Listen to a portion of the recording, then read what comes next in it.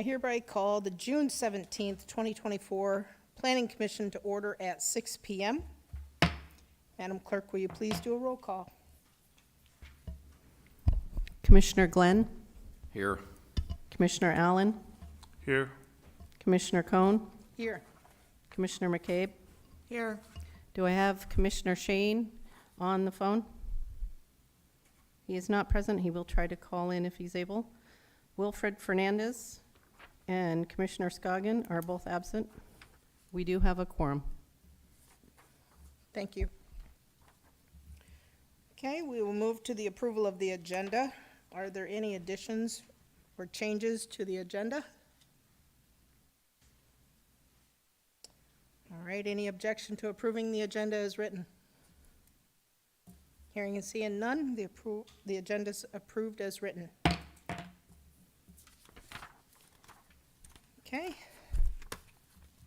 Commissioner McCabe, would you please lead us in the pledge? If you all stand. Pledge allegiance to the flag of the United States of America and to the republic for which it stands, one nation, under God, indivisible, with liberty and justice for all. Thank you.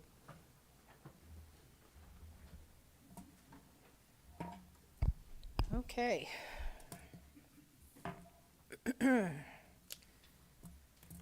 We will move to the consent agenda. The consent agenda consists of the minutes from the special meeting minutes of June 3rd, 2024, the regular meeting minutes, June 3rd, 2024, and we have an introduction for public hearing legislative matters, resolution 24-14.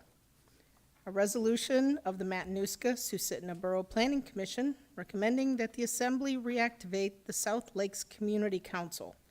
Public hearing, July 15th, 2024. Staff, Julie Spackman, Long Range Planner.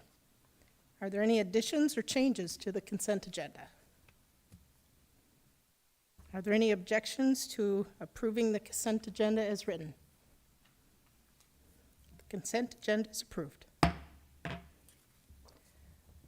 Okay, so we are moving to audience participation. At this time, if there's any members of the audience that would like to speak regarding any topic that is not on the agenda for public hearing, if you are on the phone and wish to speak, please press *3. Is there anyone on the phone? Okay. Is there anyone in the audience who would like to speak on a topic that is not on the agenda? If you would, go ahead and come on up to the front.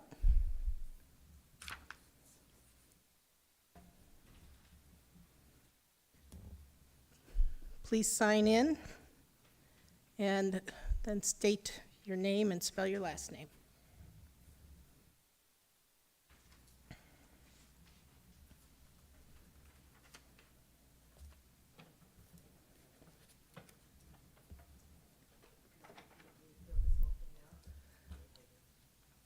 If you could, please. Thanks.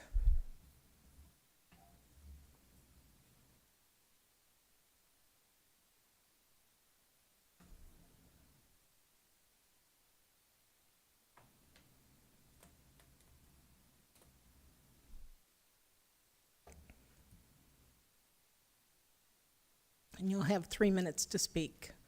Go ahead and tell us your name and spell your last name. Can you turn the mic on, please? Push the button. There you go. My name is Karen Crandall. I Crandall. I live at Big Lake, and I didn't know that the area where I live was not going to be on the agenda. So I just wanted to address it anyway, and maybe you can let me know when it is on the agenda. So in the meantime, I've noticed that every single one of these agendas are concerning putting up marijuana businesses. So that's what I'm addressing, is the plan to put in a marijuana business at Big Lake in a building which is called Arctic Insulation and Manufacturing. It's on 3042 South Big Lake Road. And about 3 years ago, that building closed down due to theft.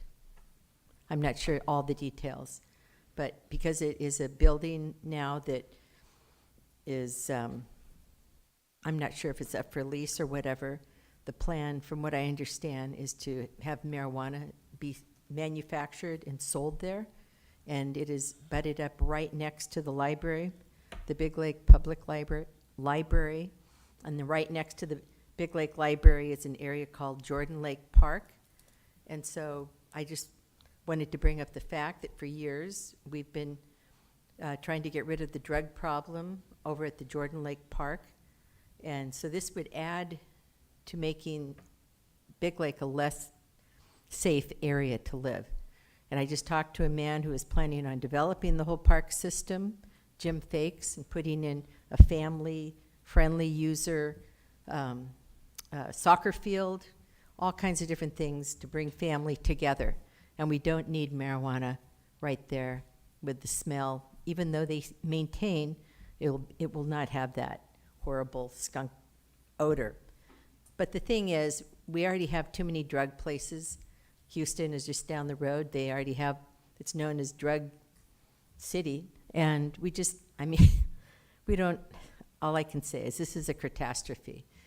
And I really want to see it not even happen. And I'm going to try to let more and more people know.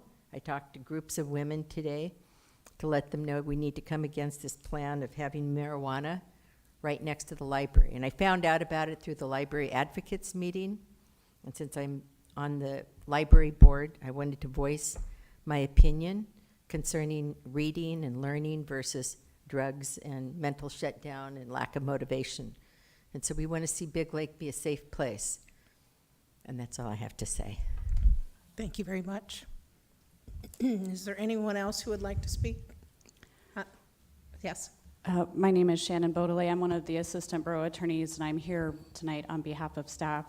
And I just wanted to mention to the Planning Commission, while the folks are here for public testimony, that to the extent that that was related to a CUP that will come before you, the evidence for that needs to be heard at the night that the CUP is before you, and that that is noticed for that night, so the applicant is present.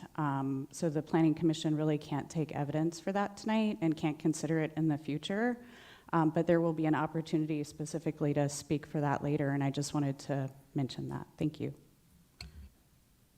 Thank you.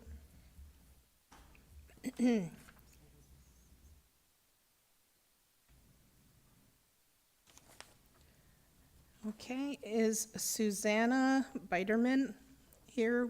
Would you like to speak? I didn't realize the South Lake Community Council was on the agenda, so I can wait till that portion. Okay, thank you. Is there anyone else who would like to speak? There is someone on the phone? Okay. If you're on the phone and would like to speak, please press star. Nope, never mind. Okay. They're ready to go. Go ahead and speak.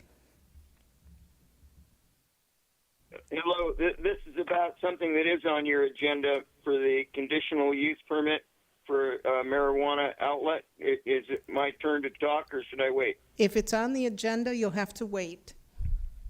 Okay, thank you. Thank you. Is there anyone else? Okay. Anyone else in the audience? Yes. Hi, this is Alex Strawn, Planning Director. I did want to mention that the South Lakes Community Council boundary reestablishment is an introduction, so it will not be a time to be heard on that. So if you wanted to speak to that, it would be now. Okay. Thank you. Go ahead.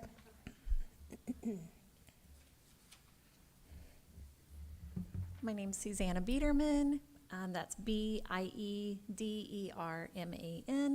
And I've lived in the South Lakes Community Council area for about 18 years now. And so I'm excited at the potential opportunity for the community council to be reactivated, and have attended the preliminary informational meetings, and have volunteered to serve as treasurer for the community council. And so I'm just excited about that opportunity and I'm looking forward to the potential of having that reactivated so that we can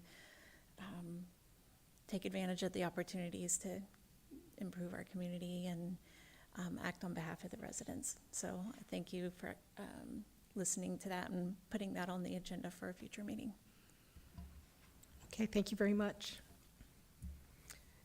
Okay, is there anyone else? All right, hearing and seeing none, is there any objections to closing audience participation? All right, audience participation is closed. Okay, we will move to the public hearing quasi-judicial matters. We're going to start with Resolution 24-08. A conditional use permit in accordance with MSB 17.60, conditional uses for the operation of a marijuana retail facility. The proposed operation is at 4200 East Snyder Drive, tax ID number 5274 Bravo 03 Lima 007 Alpha. Public applicant Justin Benson on behalf of Shoreline Cannabis. Staff is Rick Benedict, current planner. Okay. Before we start, to the commissioners, as this is ex parte, do you or any member of your immediate family have a substantial financial interest in any property affected by this decision? Or will you recognize a foreseeable profit as a result of this decision? Everyone stated no. Have you received or otherwise engaged in ex parte contact with the applicant, appellant, other interested parties, or members of the public concerning the application either before, during, or after this matter was submitted for decision? And all have said no. Are you able to be impartial in this decision? And everybody says yes. Thank you. Okay.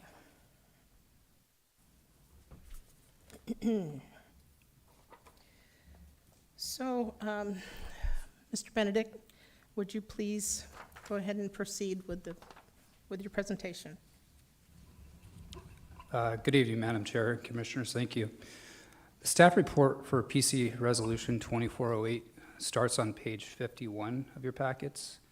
Justin Benson, on behalf of Shoreline Cannabis, has submitted a conditional use permit application for the operation of a marijuana retail facility at 4200 East Snyder Drive.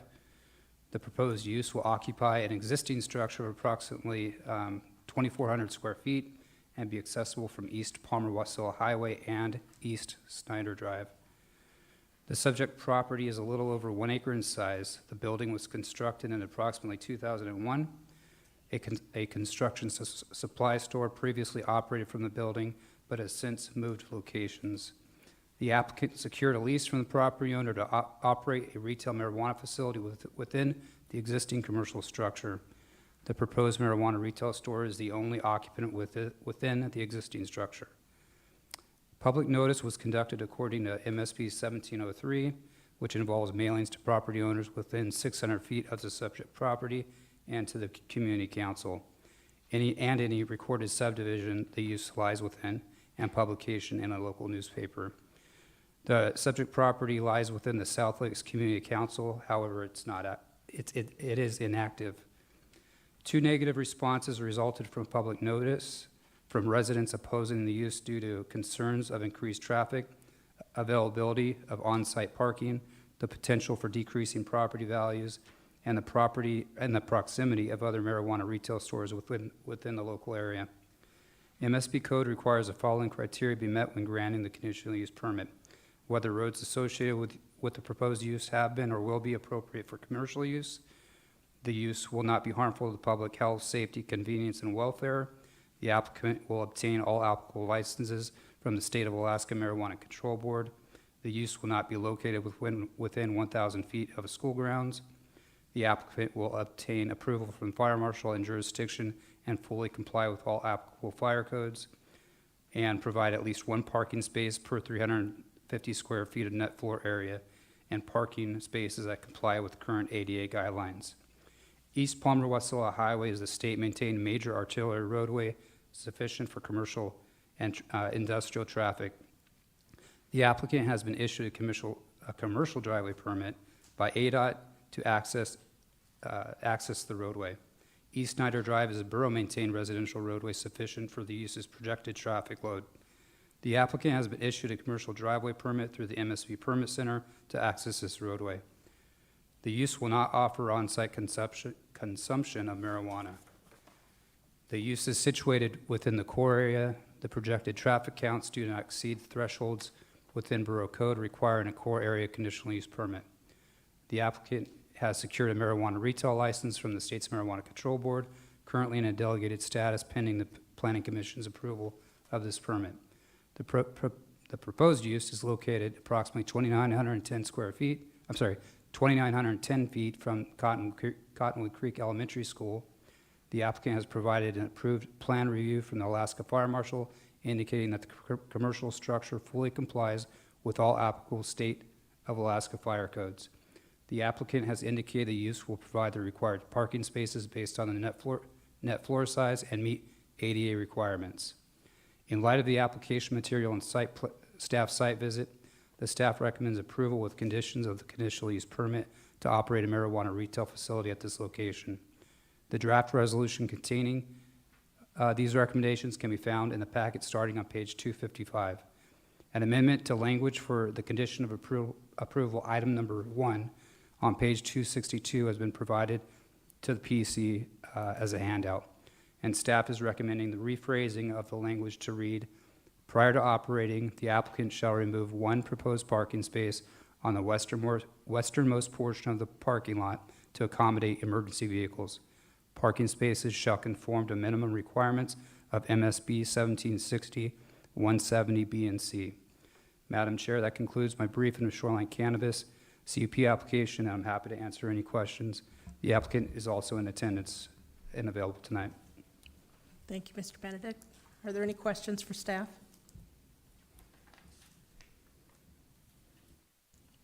No questions? I have one question. Was the Knick Charter School considered when you looked at the schools? It was not. Is it within 1,000 feet? That I can't verify the exact distance from the Connect School. I'm going to take a short pause.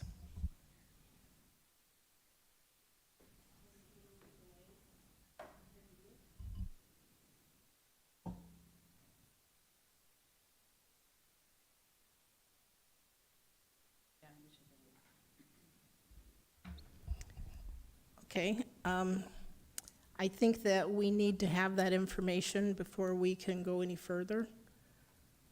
So I would be willing to take a motion from someone to postpone or push it to the next meeting.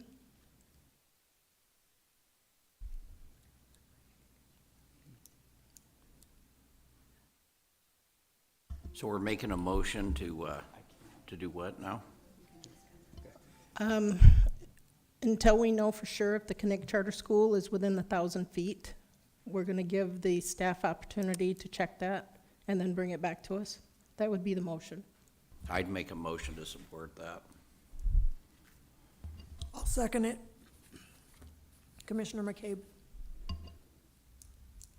Okay, so with that, we can, I got to get the correct wording on this. We can move this to the next meeting. I don't have the date right now, if I can get the date on the next meeting. July 15th is our next planned meeting. Okay. And so with your motion, would that be including that we would move this to the July 15th meeting, which is the next meeting? Yeah, that's correct. Okay, is that okay? Madam Chair, Alex Strawn, Planning Director, I would ask if there's any objection. Okay, are there any objections to moving it to the next meeting? Okay, hearing and seeing none. Resolution 24-08 is delayed to the next meeting. Well, and Commissioner Shane just joined. Oh, he is on? Can you guys hear me? Okay, Commissioner Shane, for the record, Commissioner Shane is on the phone as of 6:20. Do you have a comment? I'm not exactly sure where we're at in the meeting, so not at this time. Okay. Sorry, I couldn't be there in person. Nope, that's okay. Thank you for joining us. Okay. So with that, we are moving on to Resolution 24-09. Okay. All right, 24-09, a conditional use permit in accordance with MSB 17.60, conditional uses for the operation of a marijuana retail facility.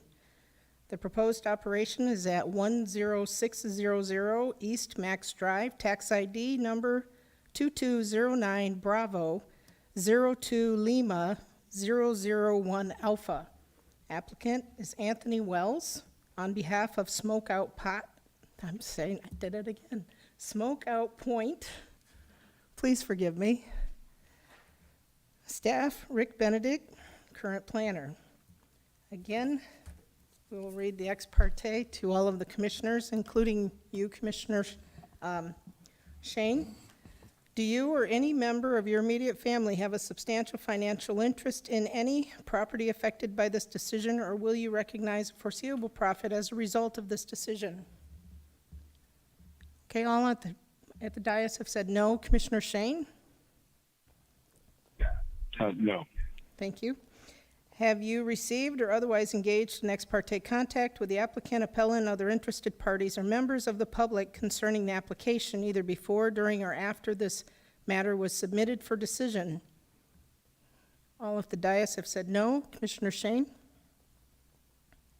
No. Are you able to be impartial in this decision? All have said yes at the dais. Commissioner Shane? Yes. Thank you. Okay. Mr. Benedict, you can go ahead and proceed with your presentation.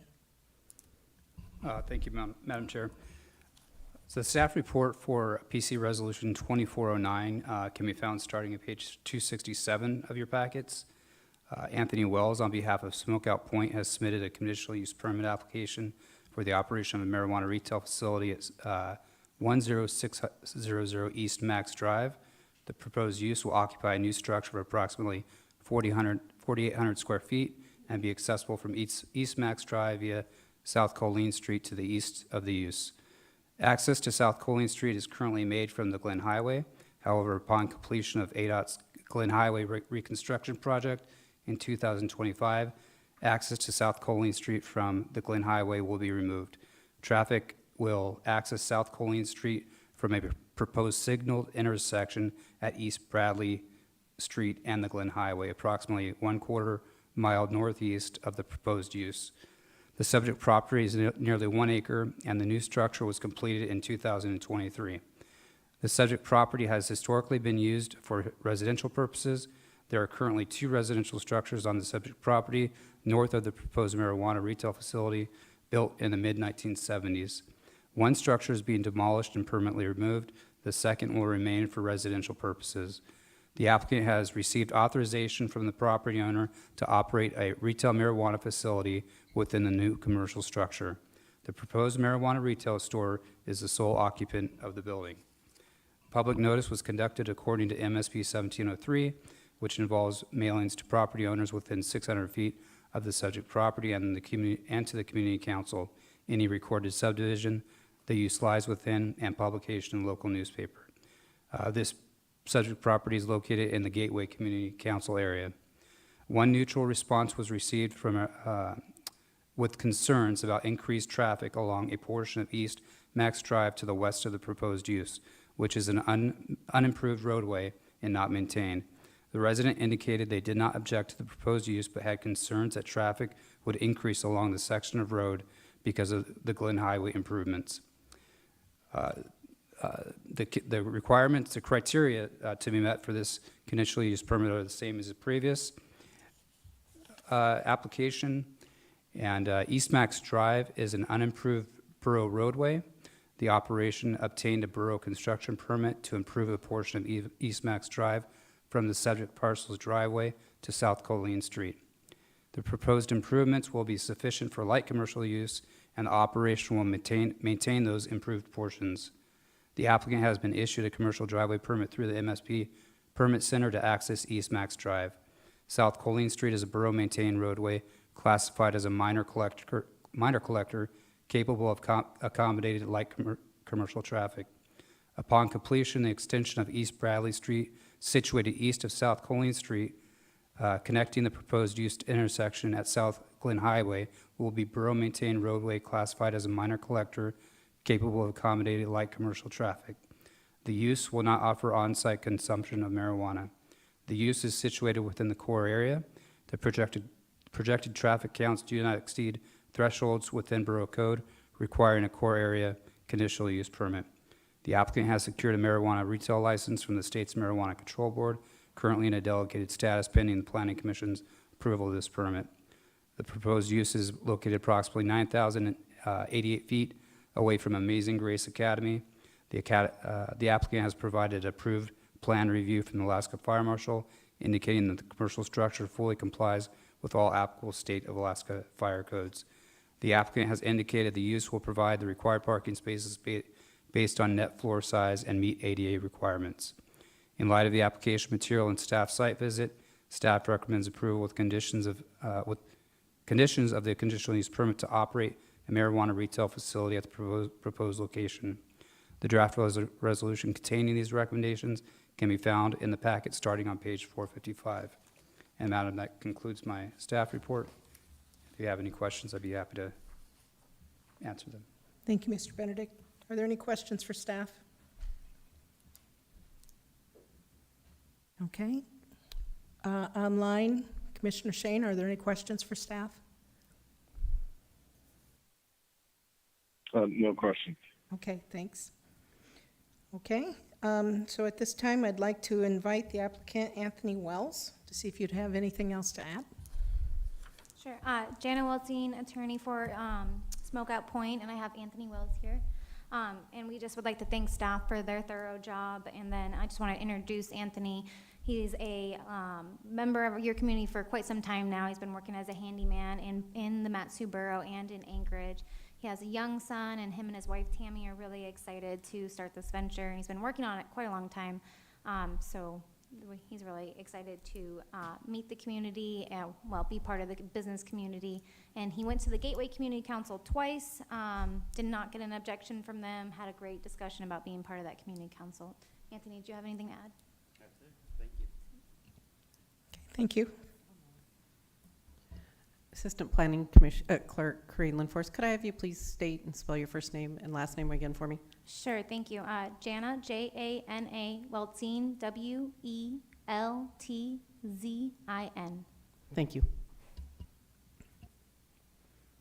Okay. At this point, we'll go ahead and open the public hearing on Resolution 24-09. If there's anyone on the phone who wishes to speak, please press star 3. Is there anyone on the phone? Okay, we'll go ahead and start with those on the phone. Hi, my name's Myron Rosenberg, and I have my property is about 100 yards from the proposed business, and I object to this permit.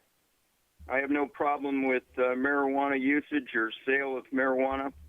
I do have an objection to it, a business being located so close to my property. My reason for this, I'm a former longtime social worker, and I'm quite familiar with drug and drug-related usage, and I feel that this would bring an element too close to what I have on my property, which is art products that are being stored and in multiple shipping containers, less than 100 yards from this site. And I'm seriously concerned by what element this might attract. And I've been here for almost 20 years and with no incidents, and I'm not looking to experience one. And I would ask for your denial of this permit in that case. Sir, could you please restate your name one more time and spell your last name for us? My name is Myron Rosenberg, MYRONROSENBERG. Thank you. I taught sociology. I'm quite familiar. I worked as a probation officer for LA County. And I'm very familiar with people that use all kinds of drugs. And this isn't foreign to me. Okay, thank you for your testimony, sir. Is there anyone else on the line? Okay, is there anyone in the audience who would wish to speak on this? Okay. Hearing and seeing none, is there any objection to close an audience participation? All right, audience participation is closed. All right. Mr. Benedict, do you have any response? No, ma'am, I do not. Okay, thank you. Okay, so at this point, I will, okay, go ahead, Alex. Thank you, Madam Chair. So at this point, we do allow the applicant to respond to the public comments that were made. Thank you. I'm going to have to get that in my notes because I keep missing that. If you would like to respond to any of the comments, please do it this time. Sure, thank you. And through the chair, I would just note that there's going to be cameras around the facility and tracking 24 hours a day for 40 days of storage. So there will always be cameras monitoring the outside of the facility, looking for criminal activity. We've actually noticed that these cameras seem to help law enforcement, not for really acts that happen criminally on the premises, because there's loitering plans in place where the employees go out and circle the building and make sure there's no loiterers around, but actually neighboring properties. We've seen that these cameras are so good and they work at night, and so you can actually get facial recognition of folks at night and capturing footage of criminal activities, and so it's been really helpful for law enforcement for neighboring properties that have had criminal issues. There's, also a high-tech alarm system that go on these facilities, and every single person that comes to the facility is monitored for whether or not they seem impaired. They're not sold to if they seem impaired, and of course they have to be 21 years of age. So we haven't seen increased criminal activities due to these establishments. We've actually seen some reductions. Pretty striking examples in Anchorage, not so much out here. You guys don't have as much of the high kind of crime stuff that we see in Anchorage, but in Anchorage we've seen some pretty striking examples of cleaning up the area. So I would hope that this neighbor gives us a chance, gives Smoked-Out a chance, and also note that these things are renewed every single year. So this license is going to come back for renewal. So if Mr. Myron Rosenberg has objections next year when this is up for renewal, because maybe there is crime or things that he's worried about come true, he can voice those, and this goes through renewal at the state level every year. Thank you. All right, any other questions? All right, with that, let's open, I will now entertain a motion for Resolution 24-09. I'll make a motion for Resolution 24-09. Commissioner Allen, I'll second. Okay, we have a motion from Commissioner Glenn with a second from Commissioner Allen. Open for discussion?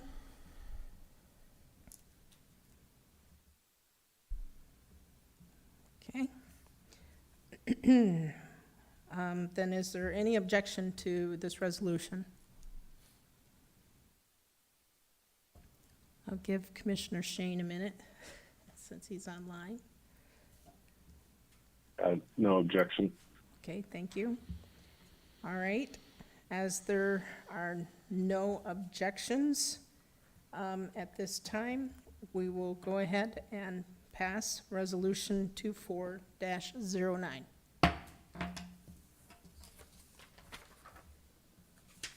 Okay, now we are moving on to Resolution 24-11.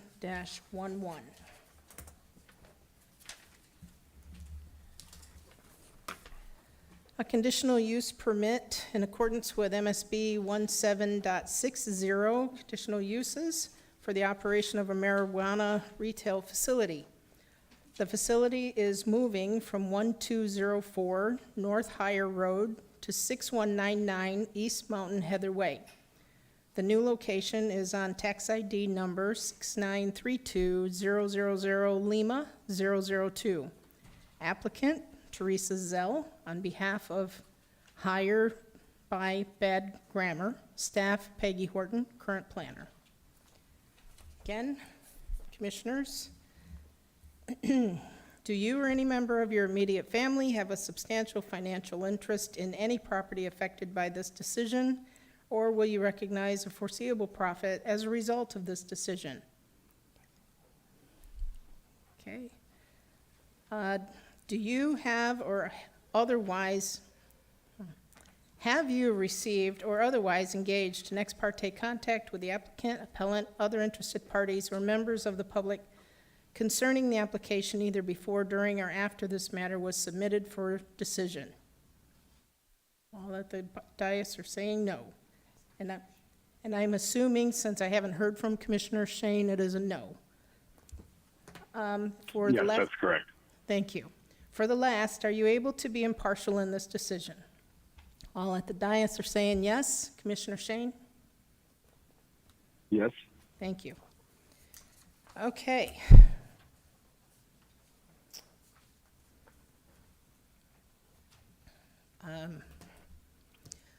Mr. Benedict, are you filling in for Ms. Horton? Yes, Madam Chair, I am. Okay. Then would you go ahead and proceed, please? Yes, Madam Chair, thank you again. So the staff report for PC Resolution 24-11 can be found on page 469 of your packet.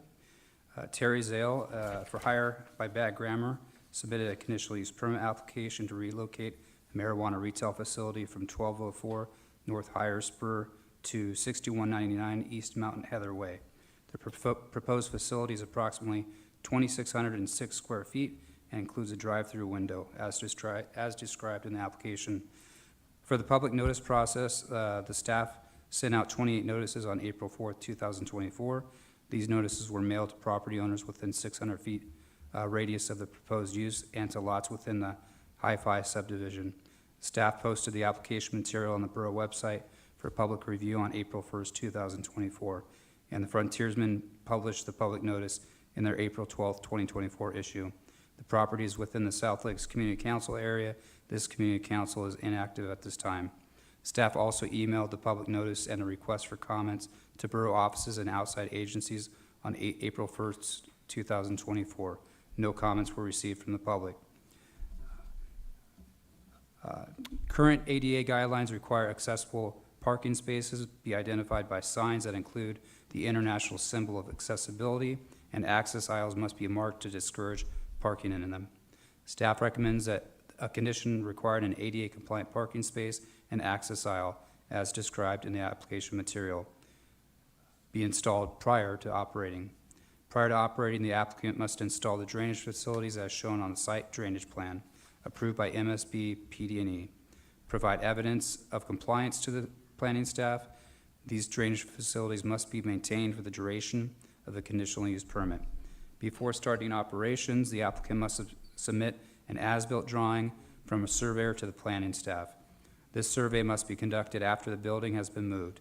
The drawing shall show the location and dimensions of the commercial structure in relation to property lines, demonstrating compliance with MSB 1755, setback and screening easements. PC Resolution 24-11 listing staff's recommended findings and conditions of approval can be found on page 626 of your packet. Staff recommends approval of the conditional use permit to relocate a marijuana retail facility from 1204 South Higher Spur to 6199 East Mountain Heather Way.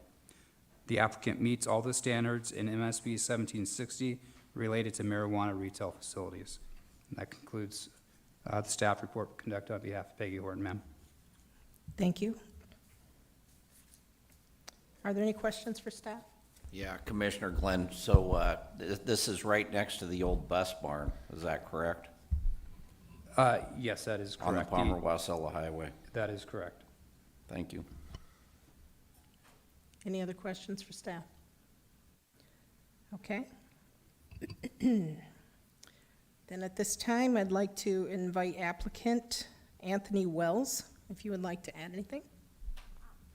The applicant is actually Terry Zell. Anthony Wells was the last one. Okay, thank you. Yes, I have it wrong. Thank you. Thank you. Jana Weltzine, attorney for Hire by Bad Grammar, Jana Weltzine, Weltzin. I have Terry Zell here with me, the applicant. So Terry and Peter, they owned Hire by Bad Grammar and Bad Grammar, two different stores, I guess for like 6 years now. And I'm sorry, what? 7? 7, I was a year off. They've been great licensees, no NOVs, regulatory compliantly, perfect track record. They know the metric system. They've really had a great run at this. Really no negative complaints we've ever heard about them. And so they're just looking to move this store about 850 feet, give it better view and just a better spot for it in all accounts. Terry, did you have anything to add? No. That's basically it. And thank you to Peggy for doing such a great job. Okay, are there any questions? So you're moving right from behind up forward onto the Palmer Wasilla Highway, correct? So you're back where that big tall sign is? That's correct. Okay, Just picking the building up, moving it. okay, thank you. Go ahead. This is Commissioner Allen, that was gonna be my question. So it's purely just moving the building, there's no addition to that? Okay, all right, thanks. Well, I would say that the new request is the drive-through, because the drive-through that you see on the pictures, that was during COVID only. So this would be to allow it for forever, right? So the drive-through is a new request. Any other questions? Okay. If there's no other questions, thank you. We'll go ahead and open the public hearing on Resolution 24-11. If there's anyone on the phone that would wish to speak, please press star 3.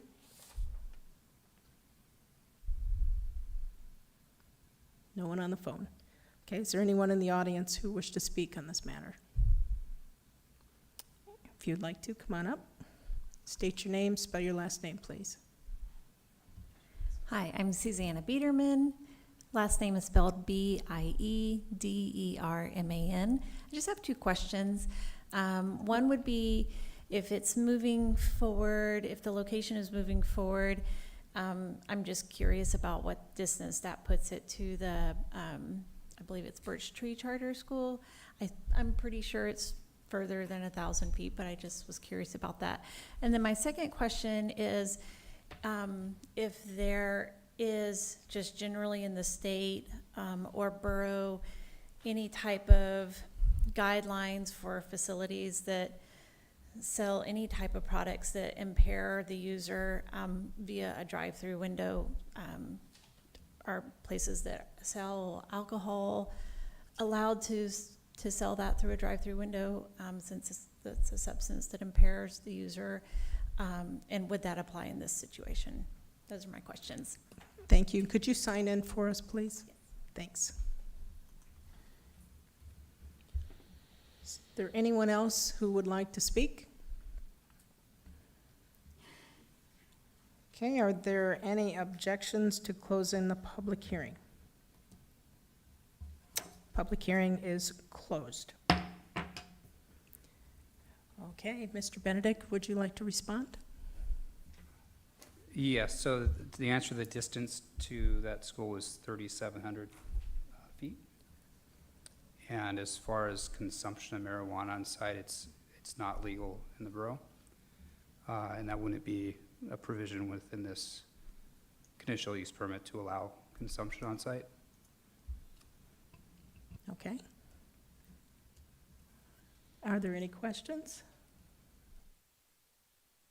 So let's get this straight. In regard to the drive-through, if you drive through, you had to produce an ID, and you can't consume and drive, clearly, so, all right, I mean, we're just getting bombed. I've got bombed this last week. People are coming wide awake to the number of pot shops that are going in, and it is obscene what we've approved here. And, every week, it seems, or every 2 weeks, we're approving at least 1, 2, 3, 4 pot shops, and it's going on, and I mean, it's crazy, the number, and I'd like to know what the exact number is. I haven't gotten that yet, but it's getting to be, the public is coming wide awake to this, and they're not happy about it. You know, between my area out at the Butte, we've got four pot shops in 5 miles, so, anyway. Thank you, Commissioner Glenn. Okay, are there any other questions? Commissioner Shane here. Go ahead, Commissioner Shane. I do have a question. I am actually kind of curious. I don't believe our ordinance cover that. I don't know if it's a state or local issue, but I am kind of curious about the drive-through, the request for that. I'm not sure if our ordinance covered that, though. I was trying to look through it as to whether or not we allow for drive-through on any type of consumption where the one could be physically impaired. Okay, would you like that question answered now? Are you done? Yes, sorry. Is there, I don't know if the planner has, Mr. Benedict has an answer for that or not. Okay, Mr. Benedict? Yes, Madam Chair, thank you. So through the chair, I'd like to just respond to the state that it is an allowed use per state law, a drive-through. And again, just to reiterate, the applicant is not suggesting or applying to allow for on-site consumption, but our borough code does not prohibit drive-throughs. We defer to what state law allows, and in this case, state law allows a drive-through. The only thing MSB code specifically prohibits is on-site consumption. So if you look at it from the point of going to purchase alcohol at a package store, you're not going to be consuming it there. You're hopefully taking it off-site. Thank you. Are the drive-throughs in code at all for anything like this? No, Not in code at all? not our code, no. Okay, and Commissioner Shane, did that answer your question? It did. Thank you. Okay. Go ahead, Alex. Thank you, Madam Chair. First of all, I would say that if you're asking staff a question on their interpretation of state law or something like that, it's always good practice to ask the other side for their take on it as well. Okay. I guess I would say that while drive-throughs are not directly addressed in Borough Code, they were not legal at the time that Borough Code was written. I would say that one of the things our planners is likely doing is looking at access and to make sure that it's not creating some sort of traffic issue when, if there's ever a queue at the drive-through. So, but I would suggest giving the Sure. opportunity to the attorney to. Sure. If you'd like to remark, go ahead. Thank you. Jana Waldstein. To Susan's comment, I think the school question was already answered, but to answer her question, I think she asked, does alcohol allow this? And alcohol does not allow it, but we've seen this model for marijuana stores be played out in other states, and it's been pretty successful so far. We haven't had any issues. The reason why the industry fought so hard for the drive-throughs is because we were having people leave their kids in the car in the parking lot and then go into the store, because the kids aren't allowed to go into the store. So the drive-through regulations require that the kid has to be under 7, and that the person who's driving the car has to confirm on video that that is their kid. They're not getting videos of the kids, but like there's cameras right at them in the line. So that was the reason for the drive-through, was hey, kids are getting left in the parking lot alone, which isn't good. We're having to have staff members come out and watch customers' cars to make sure nobody tries to kidnap the kid. And also for places like Nome and Kotzebue, it was also thought about for access for elders and the ice and whatnot. So that was the kind of thought process behind it. To Commissioner Glenn's comments, I think that the industry, 99% of the industry would absolutely agree with you. And the city of Fairbanks did exactly what you're talking about. They limited the number of licenses to 30 for the city of Fairbanks. And Peter just informed me, I think you're at 26 in the borough. And we hear you, and we have been, as an industry, been fighting for limits on licenses, because just like alcohol, if you just make something unlimited, there's no value to protect. And it's really difficult for these businesses. So dilution is not the solution. And we 100%, I mean, the industry, 99% of the industry would agree with you. And I think staff answered Commissioner Member Shane's question, so I'm not going to reiterate that, but thank you. Oh, I'm sorry, Terry, did you want to add something? Said everything I was going to say.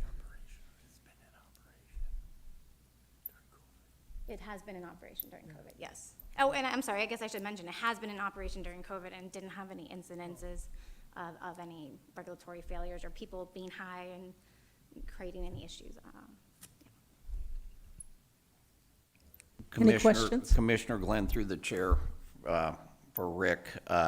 Now let's get to the tax question on this thing. Is the Mat-Su Borough collecting tax currently on this? We're supposed to be getting, what, 50%? That was the sales pitch from the state. The borough does have a marijuana tax. I couldn't know you, I'm not in that department, but maybe planning director. Yeah, so the Mat-Su Borough has a 5% sales tax. It's a little bit different within the cities, but there's currently a 5% sales tax. And last time I saw a presentation on it, I think we were bringing in somewhere near like $1.5 to $2 million on sales tax. And that's what we've taken in so far? Yeah, that was a couple of years ago that I saw that presentation by the finance department. That's what we're bringing in. And that goes into the general fund? Correct. At the borough? Yes. Okay. And, you know, back to this, like if you buy a liquor license, that piece of paper is worth a lot of money. And the marijuana industry's really hosed itself on this whole thing, because they could have went this direction and had a piece of paper that was worth millions of dollars. And instead you have nothing, really. And you go to all this trouble to get a permit, and at the end, you better hope you got something to sell. So anyway, that's all my comment. Do you have a comment? Yeah, Commissioner Holland, just a couple quick comments. First, this is an interesting discussion to have, because I'm somebody that I just keep waiting for the market to correct it. I just keep thinking, oh, well, surely we're probably saturated now, but it's like every time we have a meeting, we're approving another one. And, you know, I mean, the way that this is set up, it's a pretty rigorous process for them, both with us and with the state. If they check all the boxes and we don't have a legitimate reason to deny a permit, we generally don't. I mean, that's just kind of how that's supposed to go. With regard to the drive-through part, though, you know, from a public safety perspective, I do not have significant concerns about that. I mean, I do think it is different than alcohol. I mean, I've been to places in this country where you can drive through at a liquor store and they give you a mixed drink with a straw in it and then remind you not to drink and drive. This is nothing like that. I think, you know, that, you know, it's, as you pointed out, Commissioner, it's illegal to consume and then drive. It's illegal to drive and, you know, while you're consuming, you can't consume on site. So really there's not much difference between picking it up in your car and then going in. And you know, the point of parents leaving kids in their car, that's not something that occurred to me. That's a little disturbing. But what I thought about is, what about elderly people? What about people in wheelchairs? You know, having to park and go into the building and all of that, I think could be really burdensome for them, and this could be a way, given our climate and the way roads can be around here and stuff, to help people purchase what they need more safely. So I don't have a concern on that perspective. Thanks. Any other questions? I have one question regarding the drive-through. You mentioned that it was during COVID. Is that the only time that they used it was during COVID, or has been in existence since? It's always been built, but it was only utilized during COVID. There was an emergency proclamation, and you'll forgive me for giving you, I forget the emergency order, from the governor, that the MCB relied on to promulgate temporary regulations to allow for drive-throughs to mitigate interaction. But other than that, no. Do you know of any other place that is using a drive-through currently? In the borough, In the borough or even in Anchorage? I don't know of any. That's just curious. well, we just got Nome approved, Nome grown in Nome. I think that's it. I apologize, I don't have a No, better it's okay. example. Just asking. Okay, thank you. I can maybe help answer that. Okay, Alex? So Alex Strawn, Planning Director. So I have never seen another drive-through be approved through this commission. And I will say that when COVID happened, the state put out this emergency proclamation that allowed drive-throughs to occur, and then the borough followed suit and said for a limited time frame, we would allow drive-throughs. And so they were not operating illegally when they did that. Okay. Through the chair, do you mind? Go right ahead. Ms. Terry wanted to say something. My name is Terry Zell, last name Z-E-L-L.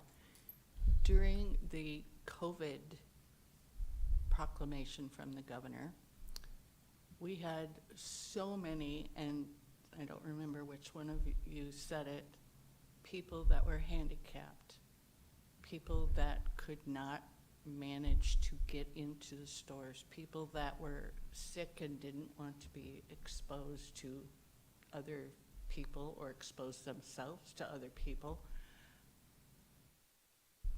The weather was foul, and they had an alternative to get out and go in the store or drive up.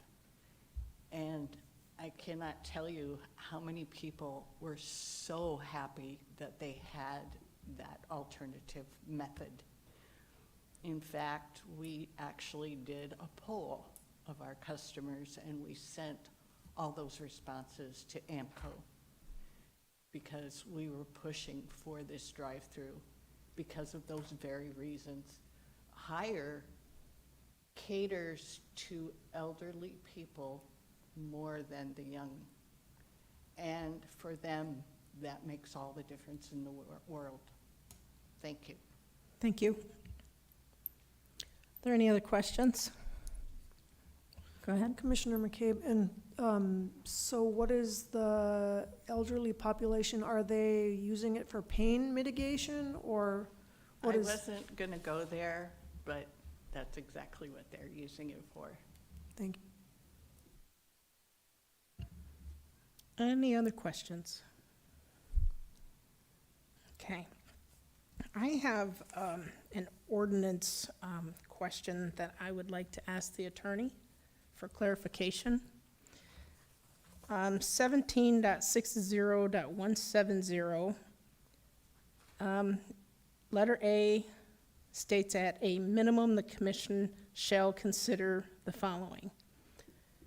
So when it says at a minimum, to me, that says that we can consider other things as well, I'm assuming. And I would just like clarification on that.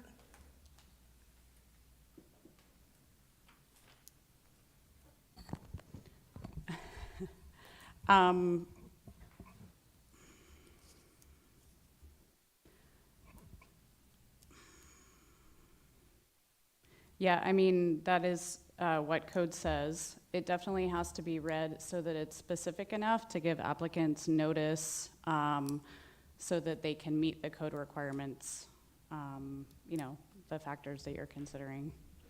Can you I'm not give- exactly sure what you're asking. Well, I'm just curious if you could give us any examples that could possibly lie within that the way that's written? Because it's written pretty vaguely. The language at a minimum. I mean, I haven't researched that specific prong, but I would definitely direct the commissioners to the provisions of code that are there to the extent that you're making decisions. I don't have a good list of what else at a minimum means, but there's multiple provisions of code. And so I think those are what you need to, that's what we would recommend. And again, I'm here on behalf of staff.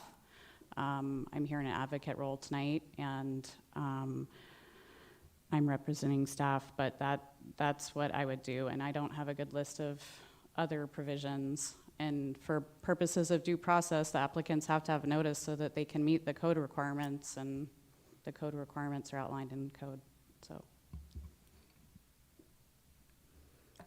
Okay. Are there any other questions? Alex, would you like to say something? Yeah, first of all, I would say we have two attorneys in the, on different sides here, so I would definitely say extend the opportunity to reply that question to the other attorney as well. And I guess I would say, as the author of this ordinance, I don't remember exactly what the intent was, but I think one thing that a good example would be that if they're doing a drive-through, one thing to consider would be traffic flow on site to make sure that you're not causing conflicts. Like, that would be something that's not explicitly stated in code, but something that we would consider when reviewing these things. Okay. One of the other things that's listed in there is proximity of the proposed use to existing businesses. And I do know this will be very close to another business, not tightly, but it's pretty close. So those were some of the questions that I have, and I do know that there's I believe it's a family restaurant that's next door. So I do have questions regarding that, if this is appropriate to be that close to a family restaurant. So that would be my question. Go ahead. Well, again, I'm here on behalf of staff, and like, for purposes of considering the closeness of other businesses, I think that would be something you could consider, and whether or not certain changes or certain requirements need to be put as a condition of approval to make it compatible. Like we have in other for example, you know, we have seen where, like, there's fences to provide shielding and buffering when residences or businesses are close to mitigate, you know, traffic, or noise isn't a good example here, but, you know, that would be, I think, how the commission would want to consider the closeness of businesses, and whether there needs to be particular conditions put on there to make it compatible. Okay. I would encourage you to ask the applicant, though, as well, to weigh in if they have any. I will. Okay, would you like to weigh in on that? So we're talking about the Strudel Bakery? Yes. Yes, okay. So it's our understanding there's actually gonna be another building built in between this use and that use. So that should provide some buffering. But we also haven't heard any complaints from them. And so I would think if they had any complaints, they'd probably be here to voice those. But we will definitely make it an effort to reach out to them, be good community members, and you already have. And so that's good. And so if there are any issues, they'll definitely be able to have direct contact to Terry, the owner. Again, this isn't moving too far. It's just 850 feet. It's just a jump over. So I don't think this will cause any issue to the restaurant. We haven't ever had, in my experience, a restaurant being upset about the marijuana shop being nearby. It's actually kind of a good fit. Then they have a drive-through as well, so that's another business that has a drive-through.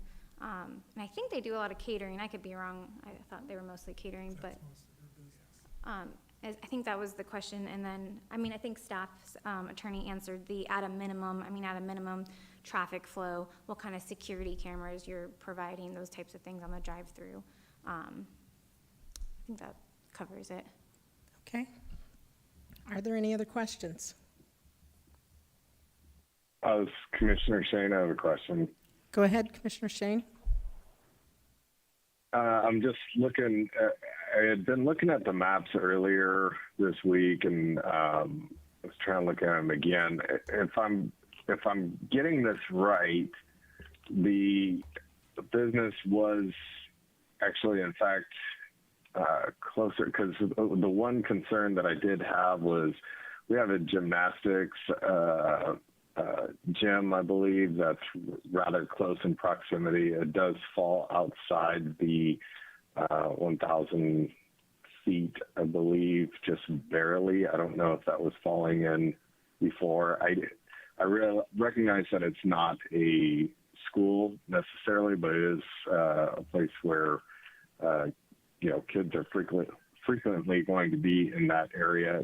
Is that moving? So my question is that moving closer or further away from that location? Go ahead. Thank you, through the chair, Jana Weltzing. To Commissioner Shane, it's actually farther away. I don't have the exact amount, but Peter is telling me it's twice as far. Okay, thank you. Okay, are there any other questions?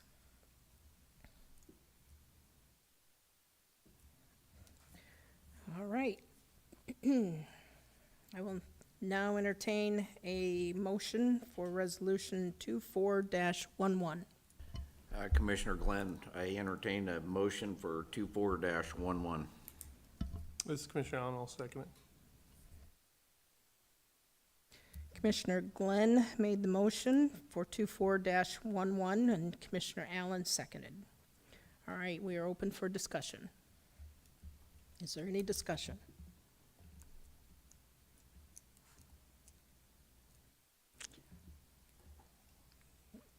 Okay, personally, I am not in favor of the drive-through. I feel like it is something that is,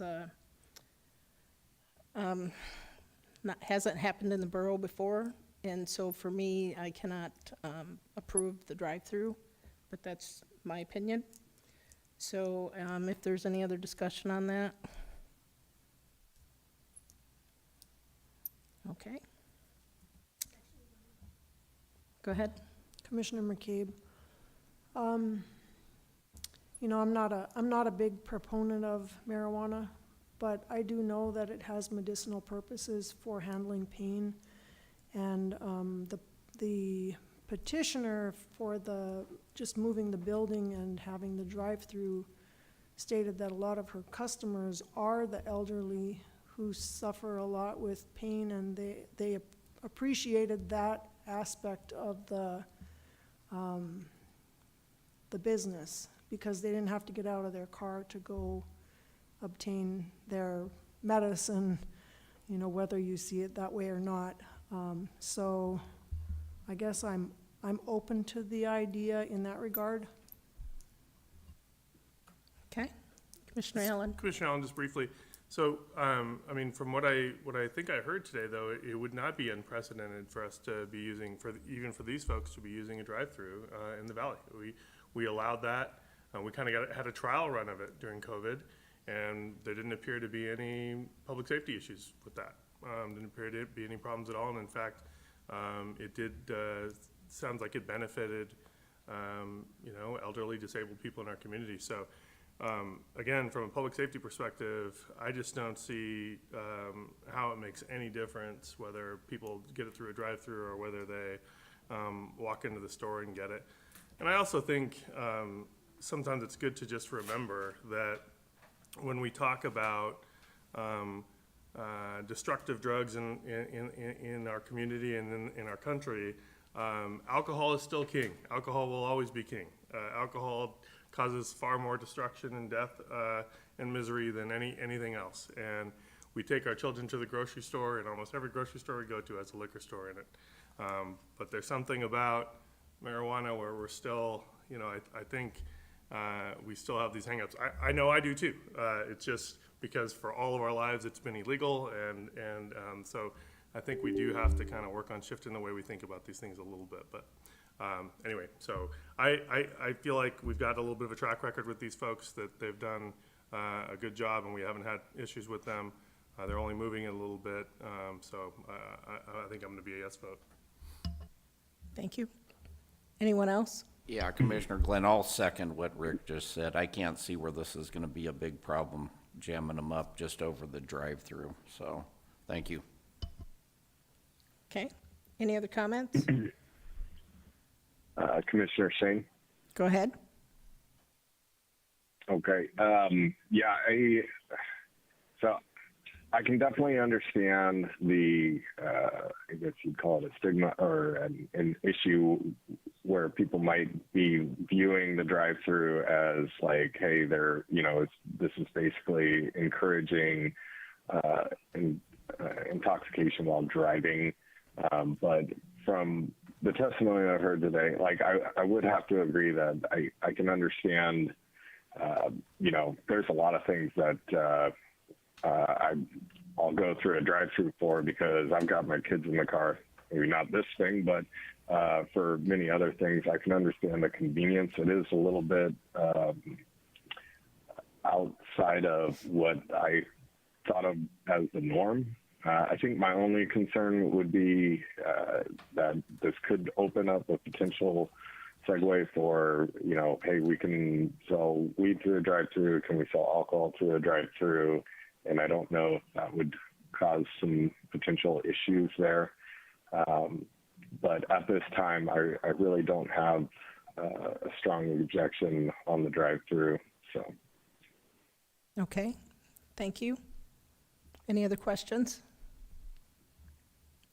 Okay, I have one last question to the attorney. If it was approved and if an existing marijuana shop wanted to have a drive-through and they would have to go through and change their CUP, correct?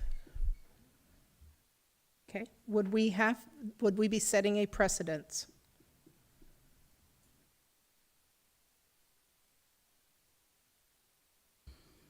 I'm not sure why, sorry, this is Shannon Bodley. I was going to say, I'm not sure why my mic's not working. I don't think you're setting a precedence in the extent that one person can come in and say they got a drive-through, we get a drive-through also, because what you're really looking at is the particular application and the code factors, the circumstances that are in front of you, the application that's in front of you. I mean, to the extent that the law's the same, you're going to be applying the same law, but you don't, there's not like a persuasive piece to, you don't have to do it because you've done it before. The application, the record is the record in front of you and not past records. So I don't know if that's helpful or not, but it'll be the same law, but a different application before you next time. And you have to make each decision based on what's in front of you. Okay, thank you. Alex, did you have something you wanted to say? I just think it's always good to let both sides weigh in on questions like that. Okay. Well, this was more a code question than anything else, so I thought our borough attorney could answer that one. Yeah. Okay. All right. So if there's no other questions, if there is any objection, and I do have an objection, so then I would ask that everybody vote. So I'm going to start with Commissioner Shane. Is your vote a yes or no vote? So yes would be to approve. Correct. Okay, then I vote yes. Okay, everybody else can vote at this time?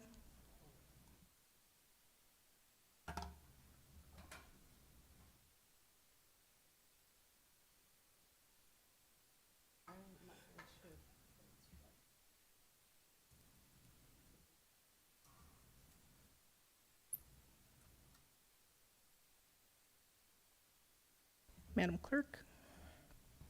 Thank you. This is Planning Commission Assistant Clerk Corinne Linfors. We have 3 in favor, McCabe, Glenn, and Allen. And Shane? And, 4. and Shane on the phone, and 1 opposed, Cone. The motion passes. Okay, thank you. Thank Yep. Okay, so we are moving to public hearing legislative matters. Resolution 24-13, a resolution of the Matanuska-Susitna Borough Planning Commission recommending repeal of MSB 17.48 Mobile Home Park Ordinance in its entirety. Staff Alex Strawn, Planning and Land Use Director. Alex, would you like to present? Thank you, Madam Chair. So this ordinance was at the request of Assemblymember Yunt, and he made this request in hopes to potentially lower the cost of housing within the borough, is sort of the reason why he thought it was a good idea to do, as well as it is duplicative of other regulations, and I did not explicitly say this in the informational memorandum, but if a mobile home park were to go in, a multifamily development permit would be required. Now, something to keep in mind about a multifamily development permit is that it does not have public notification. It is actually decided by the director, but it does have pretty extensive standards. There is some overlap between the codes, but MSP 1748 Mobile Home Park Ordinance does have a lot of other standards that are not within multifamily, so there is some overlap, but not entirely. Some examples, so mobile home park was adopted in 1996. Some examples of requirements that 1748 has that multifamily development does not have is that we check the financial suitability of the applicant, for instance. That's not within our multifamily development code.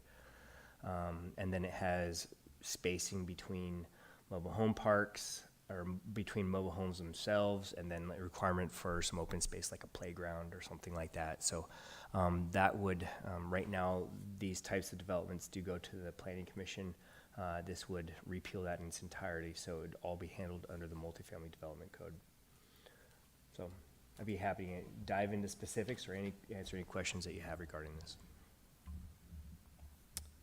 Okay, are there any questions for Alex? I have a question. Commissioner McCabe, what are the downsides of doing this? Well, okay. I mean, we have some comments in the packet that express some concerns. Certainly, what I've heard is there is concern that there would no longer be the ability for the public to weigh in on these types of developments.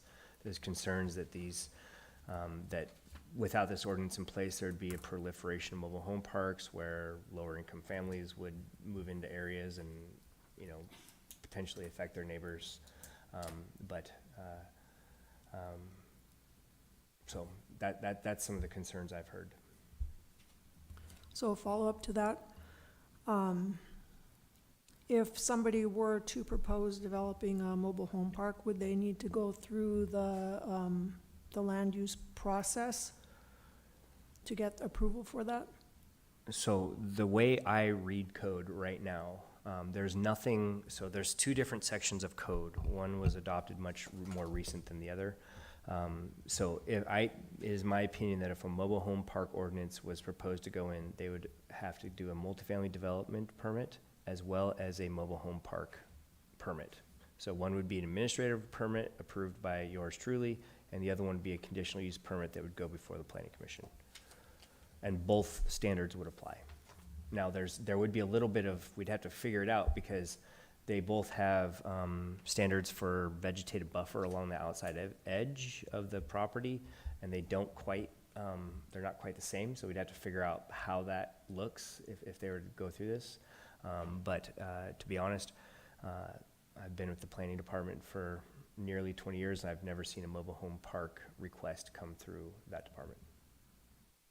And one more question, and they'd still have to go through all the approval for the roads and everything, just like you would for any development, correct? Yeah, so it is my opinion that the multifamily development permit would apply to a mobile home park. There is a requirement that the internal drives within the development meet the subdivision construction manual, and then we would have requirements for access onto borough roads as well. Yeah, Commissioner Glenn, so currently there's several trailer courts around, they're completely unregulated, you're saying? So from what I have observed is most or all of the trailer parks that have, or mobile home parks that are in place right now were adopted or were developed prior to 1996 when this was adopted. There may be some illegal ones out there that I'm not aware of, but the ones I've seen have grandfather rights essentially. I see, okay, thanks. Go ahead. This is Commissioner Allen. I got to tell you, Alex, this it looks like another one of these proposals from the Assembly that are a solution in search of a problem. I'm looking at the summary statement here, the last sentence: the burdensome nature of the existing regulations has hindered the expansion of affordable housing options and constrained the growth of mobile home park communities. That's a conclusory statement that is not backed up by any evidence. Has there been a study done that showed that regulations have prohibited, the expansion of mobile home parks in the valley? Do we have any evidence to support that statement? So we did not go do deep dive on studies of that type. I think it was assumed that, or maybe, yeah, that perhaps the reason why we have not received any mobile home park applications is because the regulations are so strict. I think that was the thought. Okay, but you don't have any, so I looked at the letters provided, and they're all, from what I can tell, they're universally opposed, including from the community groups, because they don't want to lose the standards that are set out now, but also they don't want to lose their chance to come before this body and make a pitch about their community. But I don't see any letters from anybody saying, I've been trying to open up a mobile home park in the valley, and these darn regulations are prohibiting me from doing so. They're too burdensome. And I certainly haven't heard any testimony to that regard. Has there been any letters like that? Has there been any push from anybody other than Assemblymember Yunt to take away these regulations? Assemblymember Yunt is the only one that has approached me on this matter. I have not heard anybody come out and support these from the industry. Okay, thank you, sir. Yeah, Commissioner Glenn, I'll second exactly what he just said. I have not heard anything like this. And, I'm not a big fan of mobile home parks. For one thing, we have quite a vicious wind situation in the Mat-Su, in a good chunk of it, and they're not known for holding up to the weather. So, the ones that are here in town, which we have one right here in town, have got the roofs chained down. So, yeah, I'd just as soon pass on this, so I'm opposed. And if I could, through the chair, just one other comment on a bit of a different vein, but it did occur to me as we were listening to some of the prior testimony. We get very concerned about when a marijuana facility, a retail facility, or a grow facility is put in a community. We get rightfully very concerned about bars and liquor stores and where they ought to go, that kind of thing. But as somebody who has practiced criminal law for over 20 years in this jurisdiction, I can tell you, I can't think of a single criminal case that we got at the parking lot of a regulated marijuana facility, but I can tell you about thousands of cases coming from RV parks in this valley. Massive sprawling RV parks in Wasilla, huge crime hubs. So I'm not a NIMBY I'm not a not in my backyard kind of person, but if we're going to talk about public safety and that's going to be an issue, I can tell you that this is a more pressing issue to our community than those shops. Commissioner Glenn, these, the other issue is this devalues all the property all the way around it. So if you had a nice house, right, which we suffer with that as it is, there's a $800,000 house, and right next to it is a trailer house that's worth $22,000, and it drives the value down on somebody that's worked very hard for their $850,000 house. So, yeah, I'm against this. Any other questions? Commissioner McCabe? Commissioner Shane? Go Commissioner ahead. Shane, go ahead. Oh, I'm just for some clarification here. I definitely hear everyone's comments on this here and understand where you're coming from. I am curious if so. The idea of this is because we have dual regulations on this. Is that what I'm understanding? Because I was reading through this the other day and trying to make full sense of this, and I'm just curious. This is because we have regulations in one department and regulations in another, and they both are saying the same thing, basically. Alex? To Commissioner Shane through the chair. So, you know, I can't try to get into the mind of the assembly member that sponsored this ordinance, but I can tell you that in my conversations with him, that is correct. There was a thought that multifamily development code is sufficient to protect the public from poor or shoddy development. If neither of these are triggered, you can go ahead and build your house out of a wet paper box if you want to, but once it reaches a certain threshold, it does require review and fire code review and landscaping and all that different stuff. The idea was that multifamily development permit is sufficient to handle that, and regardless of what the buildings are made out of. But the difference with Yeah, that is no Commissioner public Shane. hearing. I'm sorry, Commissioner Shane, go ahead. Oh, Commissioner Shane, through the chair to Mr. Strong. So, and this is dealing with just trailer parks, is that correct? This isn't like apartment buildings or you know, you see a lot of the I don't know, they're like, I don't know what they call them, 12 plexes or whatever, where it's a bunch of smaller built homes all sharing wells and water systems and all kinds of stuff like that. This is pertaining to just trailer parks. That's correct. 1748 Mobile Home Park Ordinance really refers to the manufactured homes. If you had all other things equal and the homes were made out of, you know, stick frame type development, then the Mobile Home Park Ordinance would not apply and multifamily would apply. That'd be the only thing that does. Okay. Thank you. My comment to that, though, is with the mobile home park order, you have public comments. With the multi-development, you do not. Is that correct? That is correct. That is a big distinction between the two ordinances. Okay.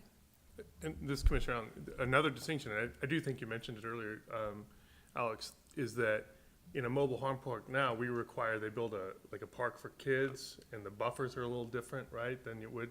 So there are some substantive differences between the two. It's not that they're totally duplicative, isn't that right? That is correct. Thank you. There's some overlap, but there's a lot. There's things that a mobile home park has that multifamily doesn't have, and there's things that multifamily has that mobile home parks don't have. But there is some overlap. And I guess I would say that I did want to pass on that the Assembly did amend, when they referred this back to the Planning Commission, they did request that you explore the idea of having this only apply in the core area, or having the mobile home park ordinance apply in the core area, not outside. So something to consider, that they did request that you explore that. Any other questions? Yeah, Commissioner Glenn, this really needs to be very well thought out, because those things are a blowtorch when they catch on fire. And if you remember, 5-6 years ago, we lost a bunch of kids, a family in a mobile home, and they burned to death in the thing. And they're not the greatest housing unit. I think we can do better than that here. So there's manufactured homes that are first class, and there's junk. And I'd just as soon we avoided the junk, figure out how to do that appropriately. Thank you. This Commissioner Allen, I couldn't agree more with that sentiment. And I, look, core area, if you know, if we were gonna split the baby, I guess I'd prefer that to nothing. But my concern about that is the core area is expanding like crazy. I mean, right now, where Commissioner Glenn lives may not be considered core area, but 5 years from now, it might be. And so I'd be really concerned about giving the green light to people to be able to just pop these things up anywhere they want in the valley. I just think that's a dangerous thing to do for a number of reasons, including the fire danger that Commissioner Glenn just outlined. I hadn't thought about that, but I think that's a very legitimate consideration. Thanks. I would also like to add on to your comment, where is our core area defined? I can answer that question. Go ahead. So our core area, so we have a section of code that applies to the core area, 17.61, and associated with that is the core area comprehensive plan, where a map was defined of the core area and adopted into code. So it's generally speaking the area between Palmer and Wasilla. It goes a little bit north, it goes a little bit south, but generally speaking that is, and that map is available online. We have a defined core area. Thank you. Any other questions? Okay, Commissioner Shane. go ahead. Sorry. I will say I'm always excited to try and find different ways that we can encourage affordable housing here in the Mat-Su. I do think that it can become an issue when we remove the ability for the public to make comment on things that are going to affect their homes. I am curious, and this will be Commissioner Shane through the chair to Mr. Strawn. Would the community councils have any type of say in this if this were to pass? Like, would they be able to say, hey, this isn't going to work here or anything like that? To Commissioner Shane through the chair, the multifamily development permitting requirements do not have a component to do mailings. So it is considered really ministerial in nature. We look to see if all the standards of code have been satisfied, and we make a determination. And it's within a set time frame. It is not something that goes out for public review. Okay, thank you. Go ahead. Commissioner McCabe, I'm not really comfortable with the amount of information that we have to make this determination, so I think I'm gonna probably vote against it. I need an explanation, a better explanation about the differences and how it would all look.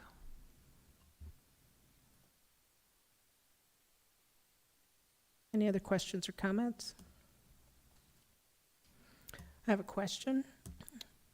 Is there a way that the commission could make a motion asking staff to try to combine the two ordinances so that mobile homes would be part of the multifamily, so there is only one, and then try to make a determination off of that?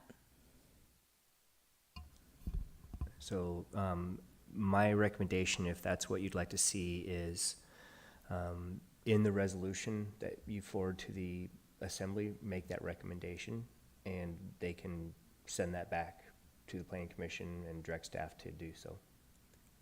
Okay. Commissioner McCabe, that brings up a question. Given that we don't have zoning, that Z word, do you see with the increase in the population in the valley a need for there to be more comment on the multifamily applications?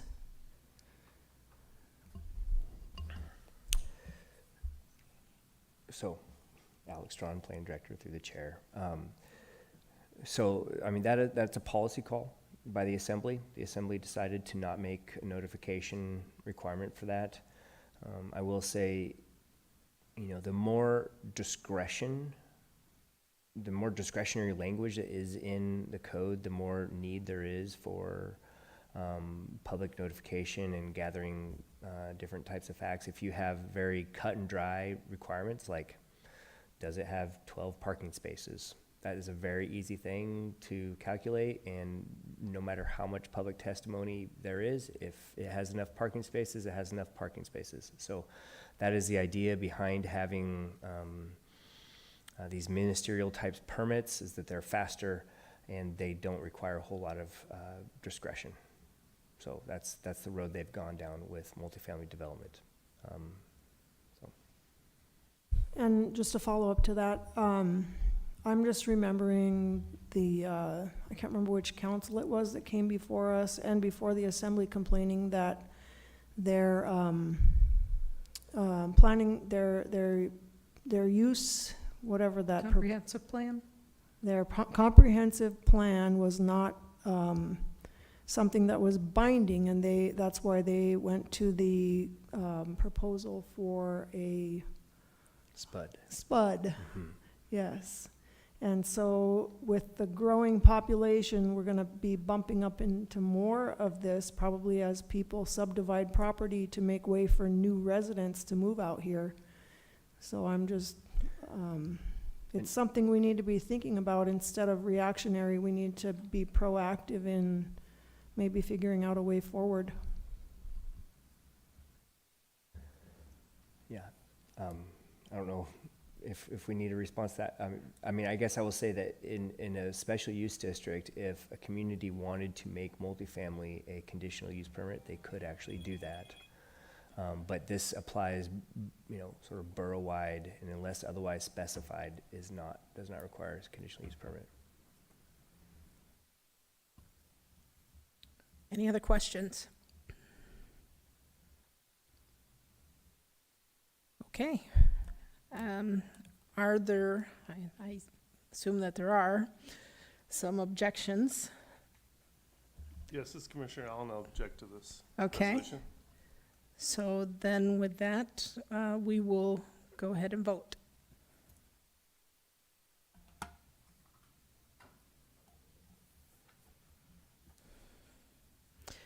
Commissioner Shane?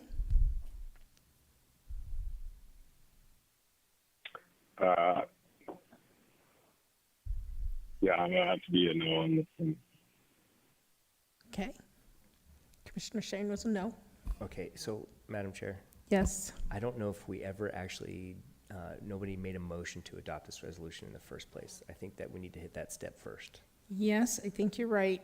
So I'm gonna reset the vote. Sorry. We did have a motion. Oh, did we? Yes, we did. It was Glenn and Allen. Yes, we have a motion. Okay, Yes. sorry about that. So we can continue on with the Okay, if we vote. could re-vote with your machines, we have one no vote.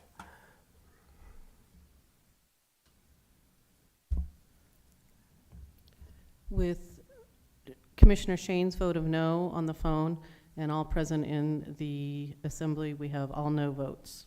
Does not carry. Thank you. So, yeah. So resolution, wait a minute. I gotta get to the right place. I do have a request, Madam Chair. Okay. So we've been in this situation before. So the assembly is looking for feedback on this ordinance. And in the past, when the planning commission has just failed a resolution, I could take this resolution that's before you and put a watermark that says failed across it and send it to the planning commission, or back to the assembly. Happy to do that. But if you would, something that you could consider doing is adopting something that says we do not support this and here's why, and we have other suggestions. Just, you're not compelled to do this, but something you might want to consider. Are there any comments? This is Commissioner Allen, I wouldn't mind giving, I think we could do that fairly in a fairly straightforward fashion. I mean, like, I'm looking at the Meadow Lakes Community Council letter to us right now, and they do a 3-bullet point, and all 3 of those are reasons I think that we've given. The public notice, the the difference between multifamily units and trailer parks, and then this actually talks about well and septic requirements, which I'm not sure we talked about, but we did talk about buffers and park requirements, that kind of thing. So we can talk about some of those issues. Go ahead, Alex. Thank you, Madam Chair. So there's a couple of different ways we can approach this if you are interested. One is we could take a recess and work on it at that recess. And the other one is to just roll up our sleeves and do it as it is right now and make motions and do all the things you need to do to create a new ordinance or a resolution. I'm not against taking a recess to do that. And so why don't we take a 20-minute recess and see where it gets us, and then we can make a decision from there. Is that okay? Agreed? So we will take a 20-minute recess. We will be back at 8 o'clock. So how do we get Commissioner Shane to be a part of it? I was just about to ask the same thing. One moment, please.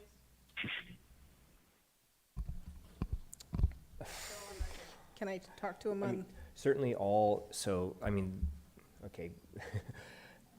I can.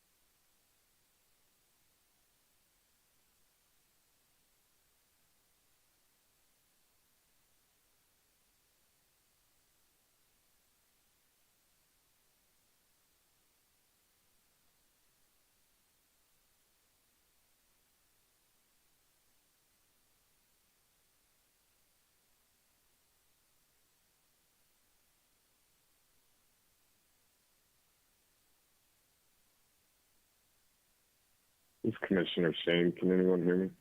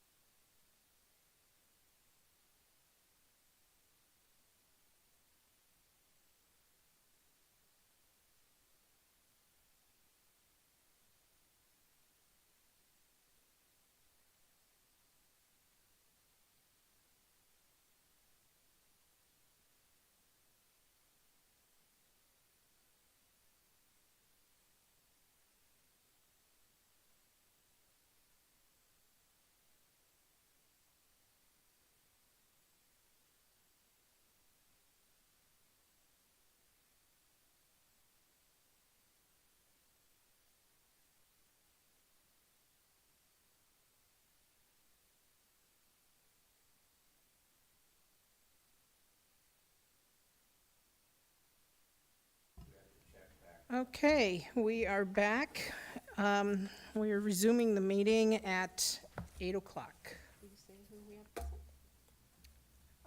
We have present, we need to do a roll call, or? Okay. This is the Planning Commission Clerk, Corinne Lynn Forrest. I'm going to clarify that we are back on record, and we do have Commissioner Glenn, Commissioner McCabe, Commissioner Cohen, Commissioner Allen present up here on the dais. And do we have Commissioner Shane on the phone? All right, we have our full quorum back. Thank you. Thank you. Okay, actually, Alex? All right. I would like to state that we did have an issue that we are going to correct, and I'm going to ask Alex if he would explain that, please. Thank you, Madam Chair, and I apologize for not catching this in the first go-around here, but I believe that we failed to actually hold a public hearing on this matter, and I think the remedy to correct this would be to have one of the commissioners make a motion to reconsider this resolution. And then there'd be a vote on whether to reconsider or not. If you were to reconsider, it would bring it back to when you first started, and then you can sort of have a do-over with a public hearing and then enter into deliberations. Okay, I'll take a motion. I'll make a motion that we reconsider this and have a public hearing. Is there a second? I'll second the motion on 2413. Okay, thank you. Are there any objections? No objections. So we will reconsider. Okay. Okay. So now I will open the public hearing on Resolution 24-13. If there's anyone on the phone who wish to speak, please press *3.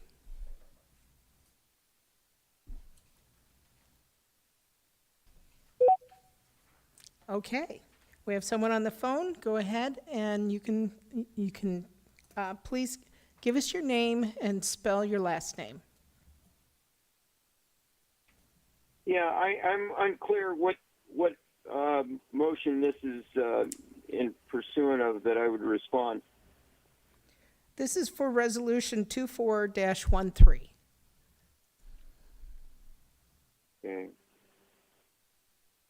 I don't see that, but I have a very general comment. Can I make it? Actually, this is the public hearing for the resolution on the mobile home park ordinance. Is that what you would like to speak on? Yes. Okay, then you're in the right place. Go ahead, and you have 3 minutes.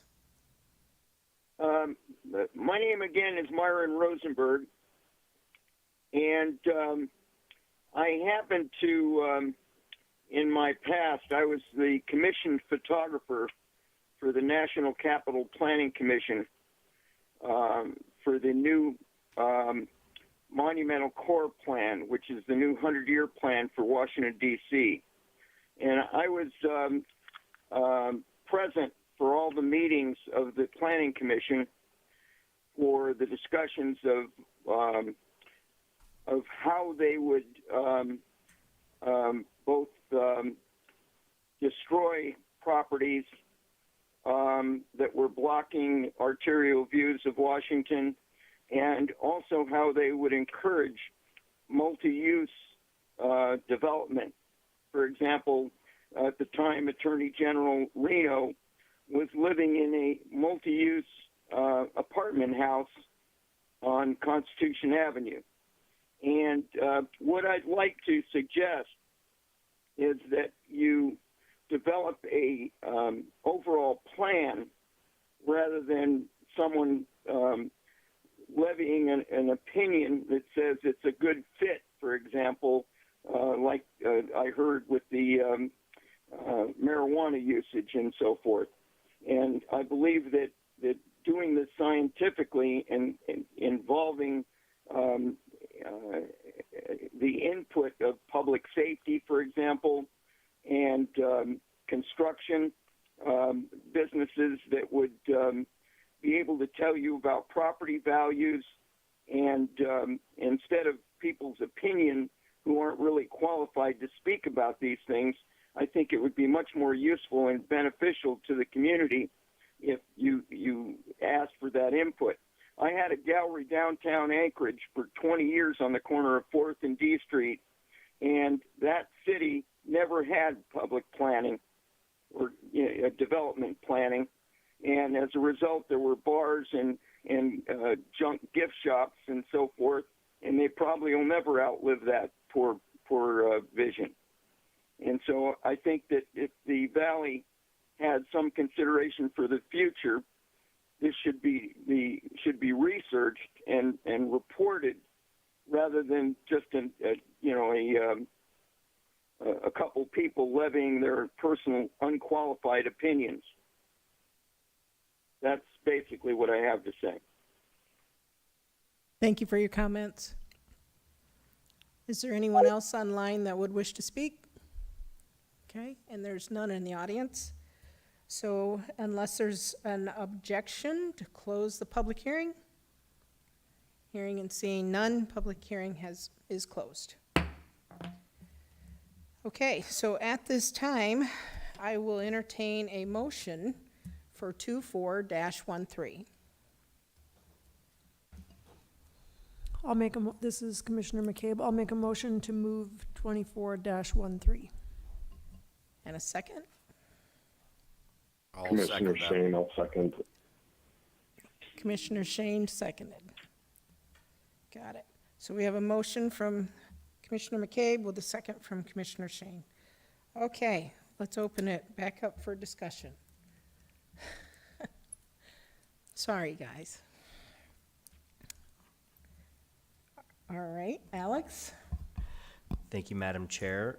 If the commission would like, I have some modifications to 24-13 that I've worked on with Commissioner Allen, thank you, that I could pull up on the screen and read aloud if that would be helpful. That would be helpful.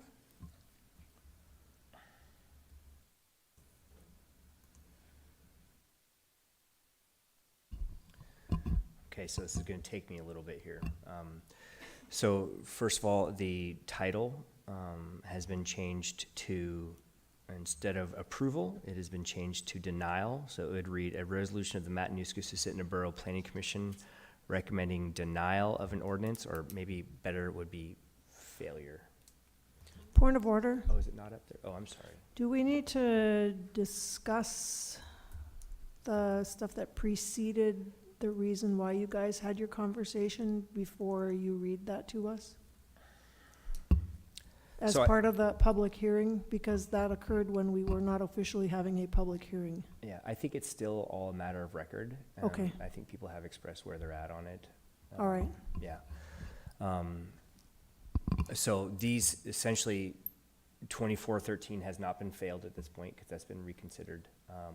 And so these would be something that I would ask for an amendment to 24-13 if somebody wants to so move. But I will read it aloud at this time. Go ahead. So the title would read, a resolution of the Matanuska-Susitna Borough Planning Commission recommending failure of an ordinance repealing MSB 17.48 Mobile Home Park Ordinance in its entirety. And then the whereas, the first original whereas is stricken and is replaced with the following language. Whereas the commission opposes the loss of public notice and ability for public hearing in front of the planning commission that is included with the mobile home park ordinance. And then the next whereas is stricken in its entirety and replaced with the following verbiage. Whereas mobile home parks present unique risks to public safety based on the risk factors associated with fire entrapments and higher crime.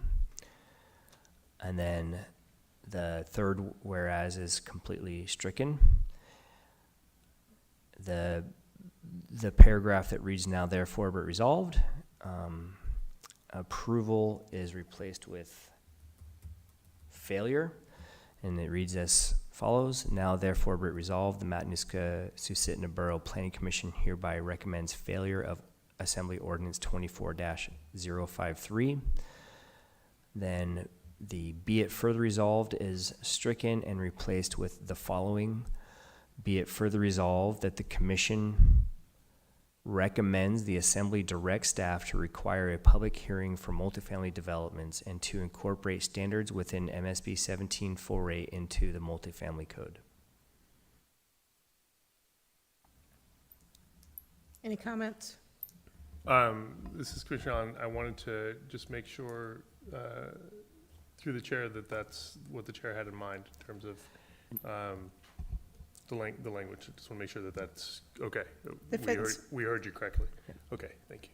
And I think the thing to do would be to make a motion to amend incorporating all of these changes into it. Then it can open it up for discussion and vote and things like that.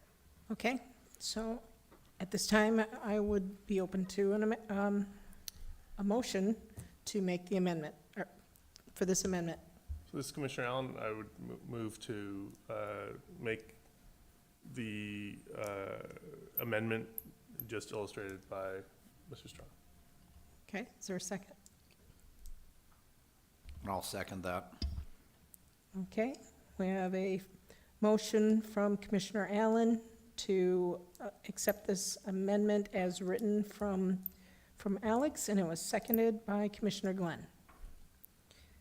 Okay.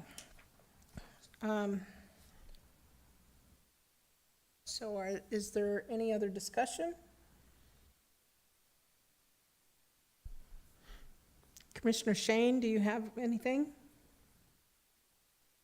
It was, I was trying to follow along with the comments, so I guess just a moment of clarification, Commissioner Shane through the chair to Mr. Strawn. So this amendment is basically stating that what was proposed has failed, and we are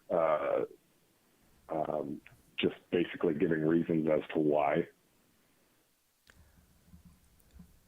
So through the chair, so this does give reasons as to why, but it also at the end, I think, is something based on some of the comments that were made, recommending that the Assembly direct staff to essentially develop an ordinance that would require a public hearing for multifamily developments and to incorporate the standards of the mobile home park code into the multifamily code.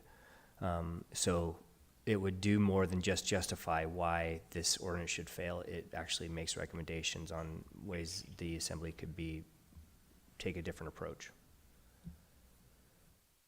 Okay, great, thank you. Any other questions?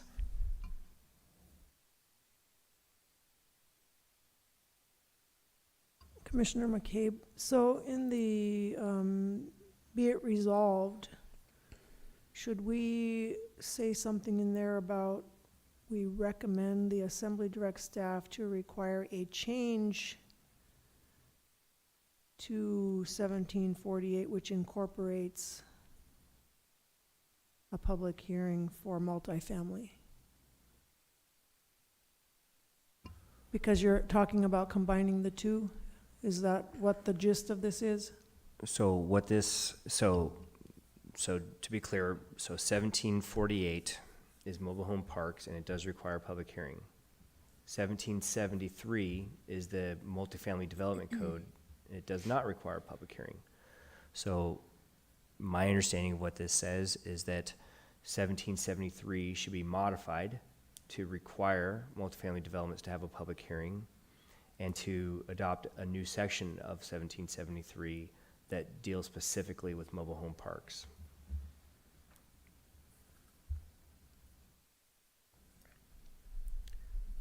So this will affect the multifamily developments in the code from here on out if that's changed. So I think that what I would prefer it to read, and I'm trying to get the verbiage, so I'm just gonna, I'm kind of talking this through. Because I would like this to state that the two orders should somehow be merged together. I would like to leave it open to staff a little bit more to be able to do what's best on that.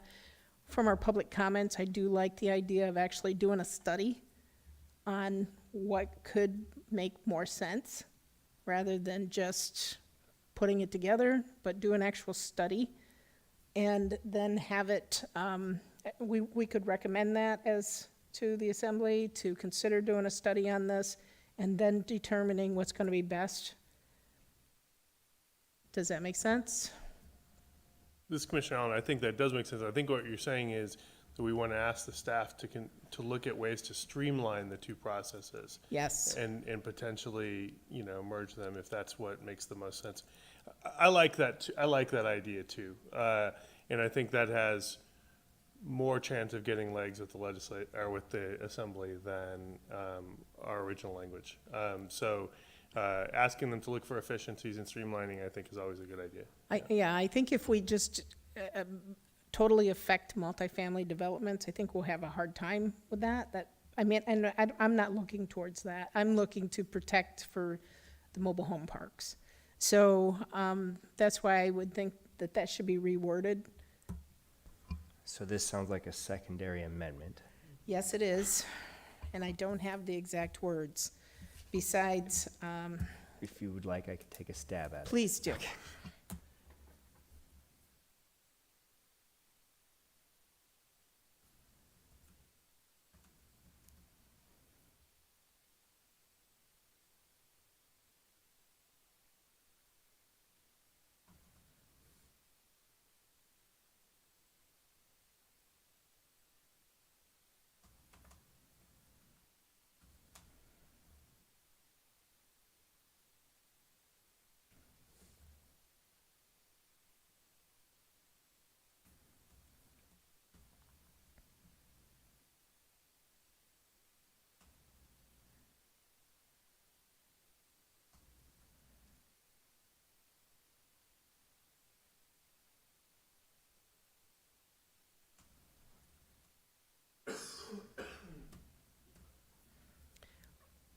Including public hearings.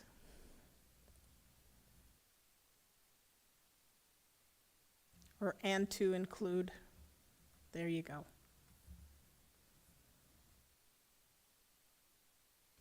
I think that's good. Okay, so I'm going to make another amendment to the amendment, secondary amendment, to state, be it further resolved that the commission recommends the assembly direct staff to produce an ordinance that combines and streamlines MSB 17.73 and MSB 17.48, making mobile home parks a chapter within MSB 17.73 that requires a public hearing. Okay, but it doesn't say anything about a study. I just realized we have to add that. This is Commissioner Allen, aren't we really asking that the multifamily come into 1748 as opposed to the mobile homes coming into 1773? Because 1748 already has the public comment in front of the planning commission and everything, right? So like, isn't that really what we're asking for? Go ahead. Yeah, so I think it makes more sense for mobile home parks to be within 1773 because a mobile home park is a multifamily development, but a multifamily development is not a mobile home park, if that makes sense. So It does make sense, but I think the biggest driver, one of the biggest drivers for us being opposed to this repeal is because we want people to have the right to come in front of the planning commission. So it seems like a bigger lift on the, So you could have a chapter within 1773 that is specific to mobile home parks that requires a public hearing. okay. Yeah, all right, that makes sense. If that, does that still get us where we want to be, you think? Yes, but I would, okay, so I've already made my motion for this amendment, but I have to now edit or amend. I think we can tackle this secondary amendment, and then if you want to make an additional one, we can do that as well, regarding a study. Okay. All right, so I've made the amendment. So I have to have a motion to accept. I'm all confused right now. So, okay, so, yeah, so I mean, I think that you can make motions, and my understanding is that you're making a motion, a secondary amendment Okay. to have this language here that you just read aloud. And then, I just need a second. you just need a second. Yeah. Okay. Before we do that, on the language, would it be redundant to say, on the last line, requires a public hearing in front of the planning commission or before the planning commission? So that's clear, so it's not just some other hearing somewhere else. Very good. Great, that puts my mind at ease a little bit more, if that's Okay. okay. Thanks. So it might be wise to reread this entire paragraph to make sure everybody knows what they're voting on. I think that's a good idea. Okay. Well, before I do, since we are already going to go there, I would like to make an additional change to this then that says, and we would like to recommend that the assembly ask the staff for a study. So one thing we can't do is make tertiary amendments. So I think if we tackle this secondary amendment, It's a different then one. you can do a whole nother secondary amendment. Okay, all right. So then I make a motion for the secondary amendment to read, be it further resolved that the commission recommends the assembly direct staff to produce an ordinance that combines and streamlines MSB 17.73 and MSB 17.48, making mobile home parks a chapter within MSB 17.73 that requires a public hearing before the planning commission. Is there a second? And I'll second that. Okay. So now I have another amendment. You might want to ask for an objection. Oh, I'm sorry. Is there any objection to the amendment? The secondary amendment? Okay. There's no objection, so the secondary amendment's passed. Okay. Next year, I'm going to be nominating you guys. Okay. So, do we go over the First Amendment now, or is this an opportunity for another amendment? So right now, we are on the primary amendment. If you'd like to make another secondary amendment, you're welcome to do that, or you can tackle the primary. Okay, I'm going to ask if there's anyone else who would like to make an amendment at this time, please. Regarding what we were just discussing. Okay, then I will make the amendment. All right, I would like to make the amendment that the Planning Commission recommends that the Assembly ask staff to do an actual study to determine the needs and the requirements for this combined order.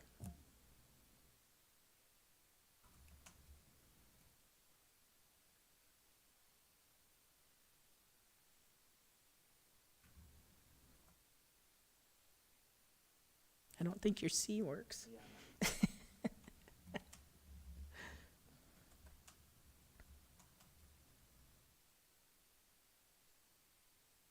If you could direct a study to, I had it really well, Alex. Is the heart of what you're trying to get this commission on, to get to is, a study to demonstrate whether, there's a need for more, mobile home parks in the valley? If that would make a significant impact on, you know, the lack of low-income housing in the valley, that kind of thing? Is that what you're looking for, or? Not, no, but actually determine like a master plan on the whole thing, you know, is this necessary? And if this is necessary, how would that work in this planning? Not just, you know, I do agree with the comment that we did receive, that we need to look at a little deeper dive on this. So is the question that the study would answer whether or not the existing mobile home park regulations are actually stifling the growth of mobile home parks? Or, I guess, if I Okay. could understand what you're getting after, I think we Okay. can-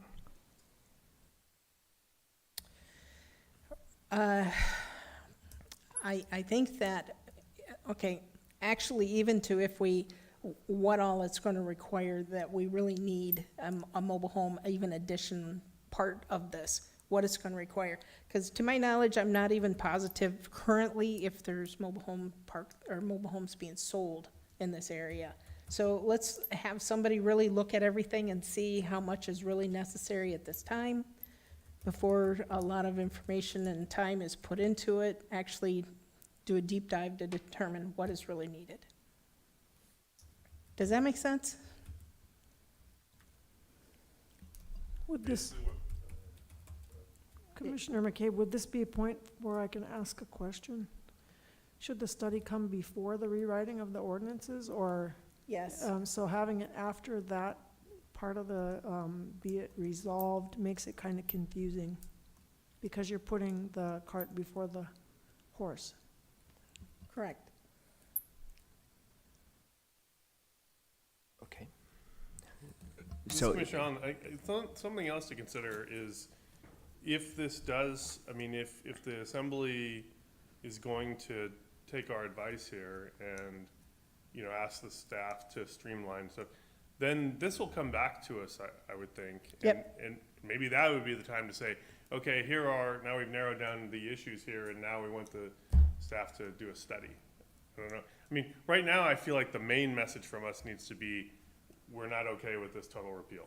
Like, that's the main piece of business we got done today. I'm just a little worried about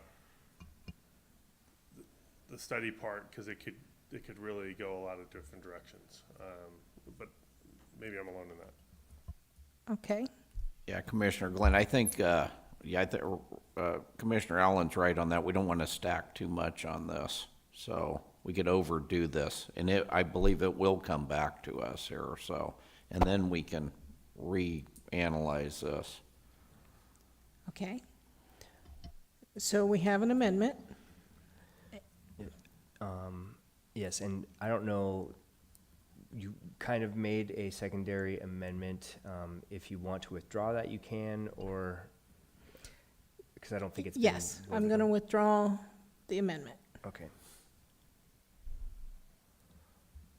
Okay, so we are back to the main amendment. Yes. Are there any objections? Commissioner Shane, are there any objections? Commissioner Shane, no objection. Thank you. With no objections, the main amendment Well, passes. so the primary amendment passed, but that brings us to the main motion, so which is this resolution as amended, Okay, that we still need to vote on. yes, but the amendment has now The passed. amendment has passed, yes. Okay. All right. Now, we are back to the main motion for the resolution. Are there any objections for the main motion? No objections. Commissioner Shane, any objections? No objection. Okay, no objections. The main motion passes.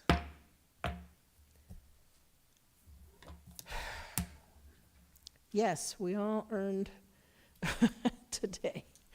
Oh, okay. So we are now on to commission business. Alex, do you have any comments that you would like to talk about for commission business? Nothing, just as usual, we have put together a list of different things that might come your way. If they're quasi judicial in nature, please refrain from collecting data or discussing it with outside people. And I guess, is this the time where I can say director's comments as well? or- You may go right Okay. ahead, because it's the next thing. Okay, yeah, I mean, I guess I will say, this hasn't been the easiest meeting. It's really put our, it's tested our mettle on Robert's Rules of Order. I think, because of that, we've sort of grown as a commission. It's, I don't remember the last time the Planning Commission dove into secondary amendments and did reconsiderations and things like that. So I think it's, although it's difficult and somewhat awkward, I think it's a helpful thing for the commission to go through, and we'll be more prepared and equipped to handle this type of thing next time we're faced with it. So that's all I have to say. Okay, Commissioner Allen, we'll go on to comments. Thank you. I would just say that I felt like it was a really productive meeting. I thought we had some really good discussion amongst ourselves, and then also with members of the public who showed up. I think this is what the public expects from us, and I think we did a good job today. So thank you. Okay, Commissioner Glenn. Yeah, I'll second that. I felt we did, a good job putting some pressure on people that were looking for permits and getting some, more information out of them. And I appreciate all you that show up and do this for our $100. And Alex probably doesn't get paid. And anyway, you guys are all great, so appreciate you. Commissioner McCabe. Just thanks for everything the staff does to prepare us for these meetings, and I appreciate all the comments. Listening to the back and forth about the trailer park really helped me cement in my mind what my perspective should be on it, so thank you. Commissioner Shane. Yeah, I just quick thank you to our clerk team for helping out. I apologize for the last minute changes on my inability to be there in person and helping with the support on that. Thank you to everyone who was present today and helped with getting us through all of it. So that's all I got. Thank you. And I would like to, first off, I would like to say thank you for the Open Meeting Act training that was this past week, and the Roberts Rules. It was good training. Unfortunately, I came in a little late and had to leave a little early, but I do appreciate it, and I do have the notes from it. So thank you for that. Also, I appreciate all of the legal help we had today. Appreciate that very much. I know this was an interesting meeting, but I do appreciate having legal available for us to be able to go through and do this correctly. I don't like us feeling like we are a stamp of approval when things come through. I feel like this was one of the better meetings, actually. Even though it was a challenge, I feel like we, like Commissioner Allen said, we actually did what we were asked to do. So thank you, everybody, for your tolerance and the pain. And I just am happy to work with all of you. So with that, I will ask, I know we don't need one, but I'm going to ask for tonight. Is there a motion to adjourn? Nobody wants to leave. I'll make a motion that we adjourn. Okay. Then do we have a second? I'll second that. Thank you. We have a motion and a second. We are adjourned at